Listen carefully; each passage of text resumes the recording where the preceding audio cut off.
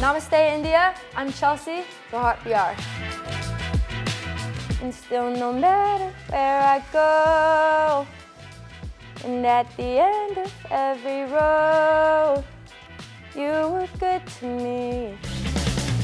I remember I was at a party for Republic, and Taylor Swift had her own kind of like gated off section, and she walked and like her shoulder brushed against me, and I was like, oh my God. And the hospitality here has been so amazing. Like, I think that's probably been the biggest culture shock, because I think sometimes in America, people are, they have their blinders on, they're a little bit more focused on what they're doing. So far being here, everyone has just been so sweet. Hello everyone, I'm Rudrani and welcome to Speak Easy. My guest today has come from a very, very far place. Surprisingly, she doesn't sound very jet-lagged.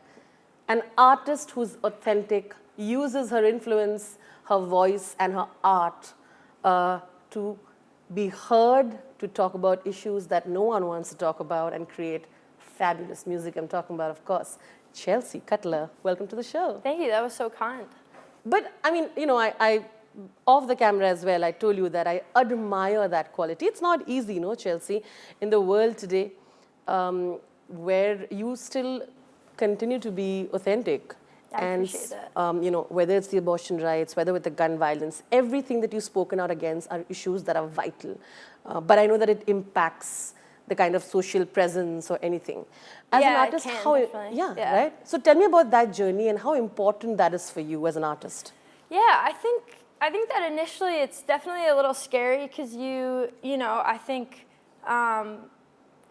you're subjected to so much unsolicited and solicited feedback, from your followers and from people just kind of naturally by you being in the public eye, like to some extent. But I think at a certain point, I feel like I'm a pretty vocal person, and like at a certain point, I was just kind of like, I couldn't take it anymore. I just felt like I had, I just have to like be true to myself, and I don't really care if there are people who want to unfollow me or disagree, because I don't know, it's important to disagree. Like, it's important to be able to talk about that stuff, and it's worse to not talk about it than to talk about it and disagree. So, I don't know, it's definitely been a learning experience for sure. I think it's wonderful. Yeah, I think I had to get used to losing followers or like engaging in discourse with people who don't always have the same opinion as you. But I don't know. There's so much going on in America too that is so hard to like sit back and watch. Like, I'm sure you guys see it, but there's like a mass shooting like every single day. It's crazy. So to not talk about it, because most people just don't. Like, people just don't talk about it. So to sit back and kind of watch that happen I'm like, what is going on? Yeah. It's terrifying. And I think it's great that you do that. It's so important. But of course, welcome to India. Yeah, I'm so happy to be doing here. this sitting in person, not over a Zoom call. In person. Isn't that amazing? Incredible. It was the longest flight I've ever been on, which was cool. It's going to be worth it. Definitely. It's already worth it. So. Yeah. But, of course, Lollapalooza is happening in India for the first time, and we get you to come here and perform. Tell me about your India experience. How excited are you about, of course, performing? And what do you think of Indian, Indian culture, Indian music, all of that? Yeah, totally. I mean, everyone has just been so exceptionally kind, and the hospitality here has been so amazing. Like, I think that's probably been the biggest culture shock, because I think sometimes in America, people are, they have their blinders on, they're a little bit more focused on what they're doing. So far being here, everyone has just been so sweet, which has been amazing, and I'm really excited for the show. Like, I can't believe it's the first Lollapalooza ever in India? But in Asia as well, I think, right? So it's an honor to be here. I feel like it's such a privilege, and I was saying in the hotel like earlier to my crew, but I kept looking at like the maps on my iPhone, and I just couldn't believe how far away from home I was. Like, I stared at it for like an hour. I'm not kidding. I couldn't believe where I was. I've never been so far away, and it's like, it's so exciting to get to travel and see different stuff. I think it's also going to be an experience for your fans to sort of finally, Indian fans to connect with you. Totally. I'm mind blown that there are people here who want to see me play live. It's really hard to wrap your head around that. Why? You've come such a long way, right? I don't know. I know, that's nice of you. I think probably because so much of my touring has been domestic in the US that I haven't even had the chance to get to explore so many other countries and continent. Again, this is my first time in Asia as a continent, so I'm mind blown to get to that. I was saying to my crew earlier, I was I wonder if there are going to be people in the audience who know the words to the music. I don't know. I know some of your songs, Chelsea. Okay, good. So I'll be singing along. Awesome. I'm excited. But that's the beauty of your songs, right? Because you're pouring in a part of your life. I think people want to get connected because they feel it's honest. I mean, when you created How to Be Human as an album, you got massive response, right? There was pain there was suffering. Totally. You put a part of your life into it and your heart into it. Tell me, is it a cathartic process for you? Because you don't talk about things that are very, very personal to you, whether it's heartbreak, whether it's what you're going through, even mental health. Totally. You spoke about how depression affected you. Tell me a little about that journey and how it sort of the process. Is it cathartic? Absolutely, yeah. It's so cathartic. I think first and foremost, I definitely write music kind of for myself. And it's an incredible byproduct that I can put it out and it resonates with people. But I've never been scared to be honest writing because I write for me and then I don't know. I just kind of pretend the whole world isn't going to hear it, So, it feels, to me, writing music and singing kind of is the equivalent of screaming into a pillow. When you're really upset and you scream into a pillow and how good that feels in your chest to get all that out. That's kind of how it feels. But it's I think it takes a lot of courage to do that, isn't it? Yeah, thank you. I mean, I've never thought of it as being particularly brave or courageous because it's such a introspective and kind of self-centered activity to write, honestly. And I don't know, I think about it in a really, again, self-centered way. Okay. And it's nice that I get to share that with people. You're fantastic. But of course, I must also talk about, When I Close My Eyes as the album itself. And I'm not picking up particular songs because I think in total the album was such a game changer in that way. Tell me how that writing process sort of works out for you, and why was it important for you to talk about, the way that things had changed post-pandemic for you in that particular album? Yeah. And how it impacted your life? Yeah, I think, the pandemic was really isolating. I accidentally ended up quarantining with my parents for almost a year. And so I didn't get to see friends or work on music too much.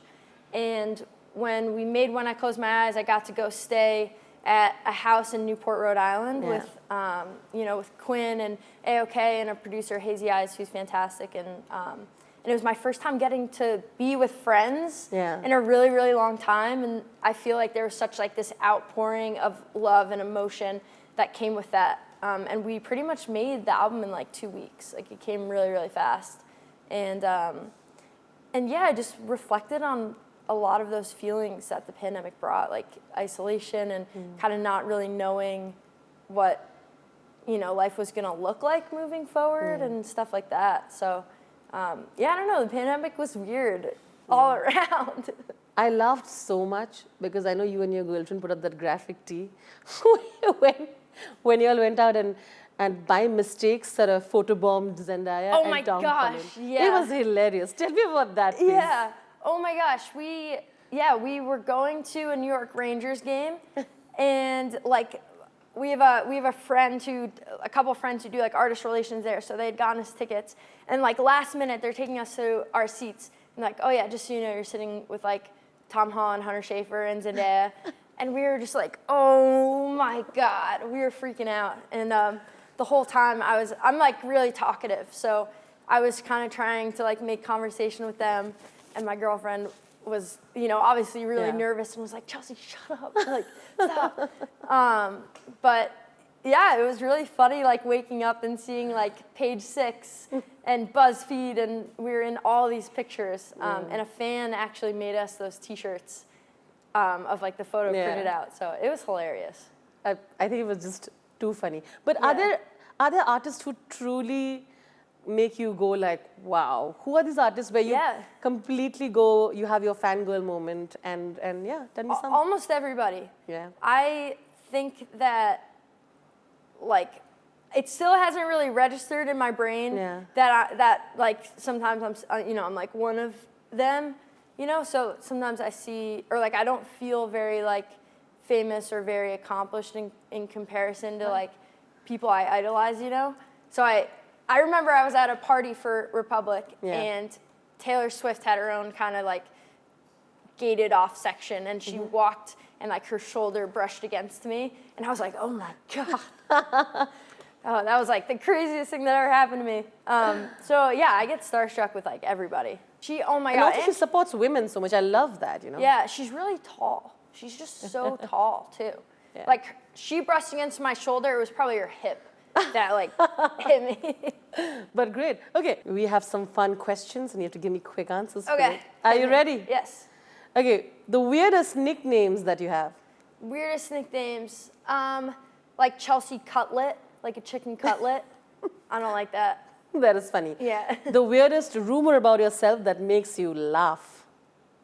I got my parents a dog for Christmas 2 years ago, and I like saw these fans saying, because I never like post pictures of the dog, they were like, oh, the dog must have gotten lost when like she and her girlfriend broke up, and like my girlfriend and I have been together for 4 years, and it's not her dog, like it's my parents' dog. dog. Adorable. It's a weird rumor. I don't know, there aren't a lot of rumors about me. I'm not like that famous yet, so.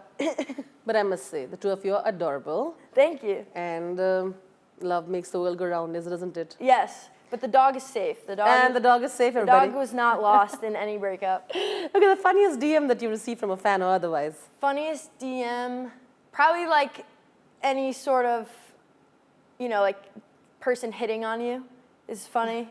Yeah? Well, I think people know I have a girlfriend now that it's been so long, so it doesn't come very often anymore. But I feel like when I was single, or like the first year of us dating, people would definitely kind of like ask, you know, can I take you out, or can I, you know, or I don't know, try to like send nudes or like something gross. Yeah. Okay. Yeah, I don't know. Okay. An artist that you would do anything to collaborate with? Probably Maddie Healy, the 1975. Yeah. I know you're a huge fan of 1975, aren't you? Big fan, yeah. Yeah. Okay, any other artists from today's time, the music that is completely different that you would love to collaborate with or you love listening to? Yeah. Any inspirations? I think like Flume is so outside of my wheelhouse, and I feel like that would be really, really cool and would give me an excuse probably to go to Australia too. Make that happen. Yeah, I would love to. Let's put it out in the universe. I know, I've been manifesting, so we'll see. Fantastic. Okay. What is one thing that the girl who was sitting in her dorm and writing songs today doesn't have anymore, and something that you have retained from the time that you started your career? Yeah, I think that I didn't really know how to believe in myself, you know. So I guess like insecurity or feeling lost is something that I don't have anymore. You know, I feel like I have such a sense of direction in terms of like what I want to make.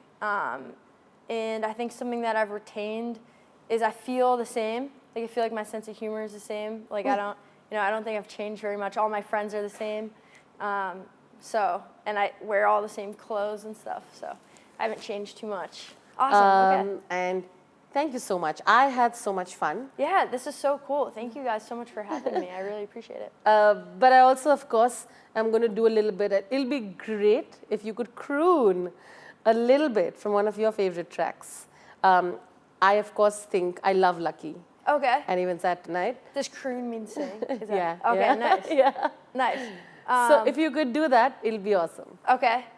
What are you singing? What are you going to sing for us? I can Pick sing your favorite tracks. my favorite. Saturday Night? That's a crowd favorite. Yeah, That's Saturday Night's a good one. I love like the Brent stuff too. Oh, of course. Yeah, should I just sing? Let's go. Okay. Lying isn't better than silence. Floating, but I feel like I'm dying. And still, no matter where I go, and at the end of every road, you were good to me. Fantastic. Nice. Woo-hoo! Cool. We'll see so much more of this soon. Lollapalooza Festival Yes, here you happening will. Yes, in you India. will. Namaste, India. I'm Chelsea. Bahut pyar. Bahut pyar to you. I love it. Okay, I'm going to say that on stage. You must go and say, you're going to get the audience crazy if you go and say that. If you say, Bahut pyar India, they'll be like, yay. Okay, I love it. You should do that. Okay, thank you for teaching me. Thank you, absolutely. Thank you so much. It was wonderful chatting with you and all the very best. Looking forward to some more epic tracks, always. Me too. Thank you so much. Thank you.